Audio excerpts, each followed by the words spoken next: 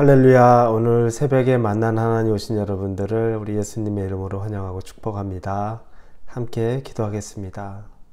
하나님 감사합니다. 좋은 날 주셨습니다. 하나님의 은혜를 구합니다. 하나님의 은혜가 말씀으로 우리에게 다가올 때 우리는 변화될 것을 확신합니다. 우리 스스로가 결단해도 그 결단이 정말 오래가지 못하는 것도 깨닫습니다. 하나님의 은혜와 능력이 우리를 변화시킨다는 것, 나의 결단이나 나의 노력을 넘어선 하나님의 강권하심을 믿습니다. 우리 가운데 하나님의 선하신 영향력이 넘치기를 원하오되 말씀으로 우리 가운데 빛을 비춰주실 때 변화의 시작이 있게 하여 주옵소서. 예수님의 이름으로 기도합니다. 아멘. 하나님이 우리에게 주시는 말씀은 창세기 36장입니다.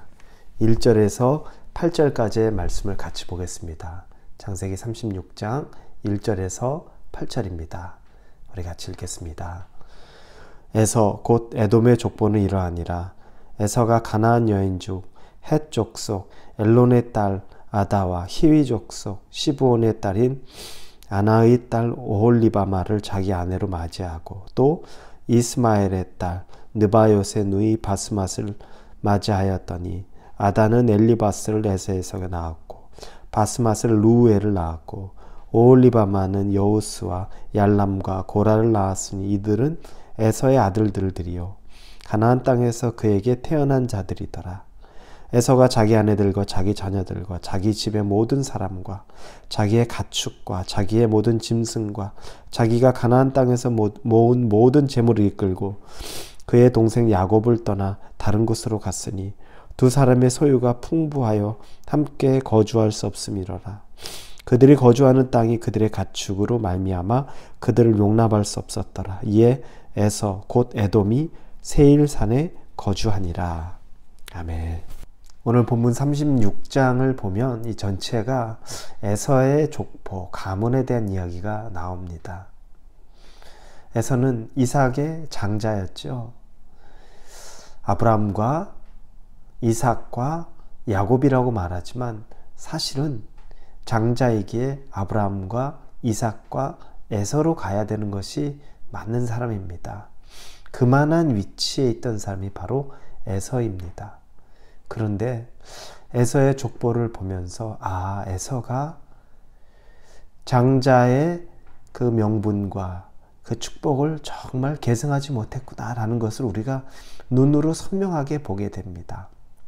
본문의 2절에 보니까 에서가 가나안 여인 중 헷 족속 엘론의 딸 그리고 시브온의 딸 그리고 이스마엘의 딸 이런 식으로 계속 나옵니다.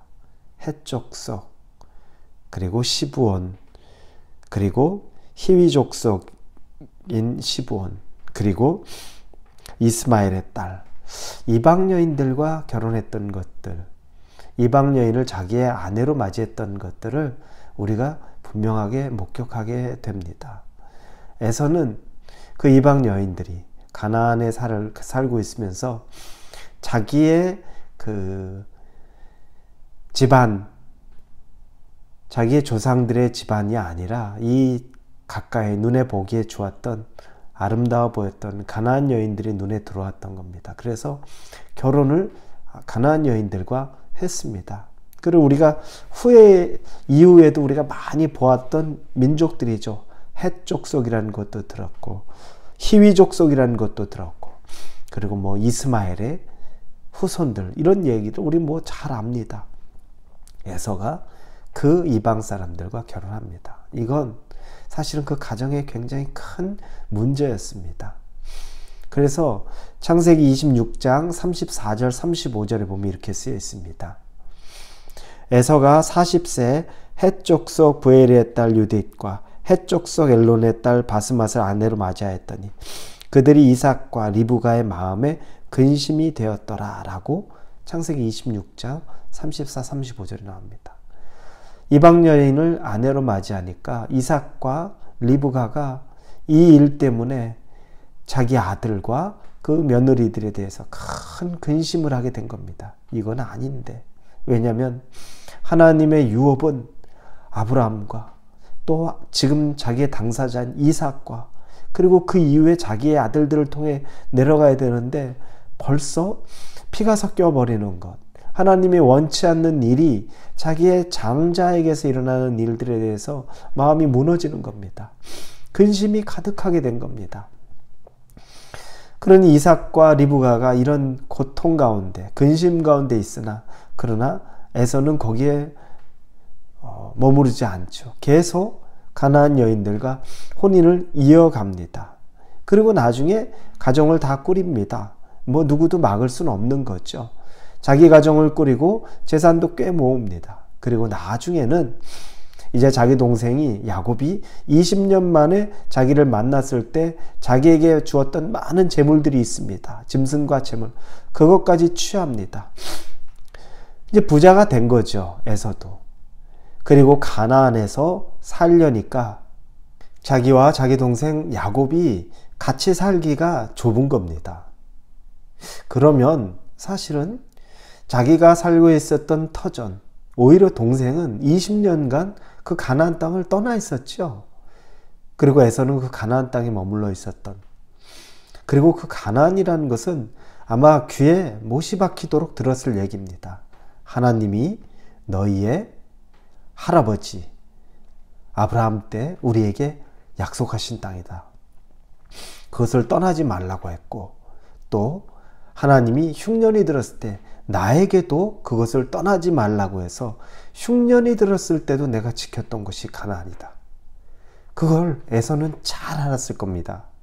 그럼에도 불구하고 에서는 그 약속의 땅, 언약의 땅, 그것을 자기 동생보다 더 오래 살았음에도 불구하고 땅이 비좁다는 이유로 그곳을 떠나게 됩니다.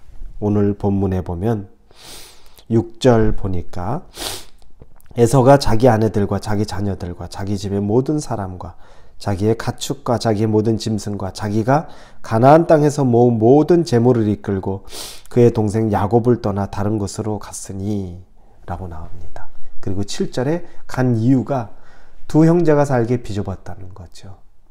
애초에 보니까 에서는 그곳에 애정이 없었습니다. 가나안을 내가 살아야 될 이유를 몰랐던 겁니다. 하나님의 약속이요, 언약이요, 이런 것들에 관심이 없었던 겁니다.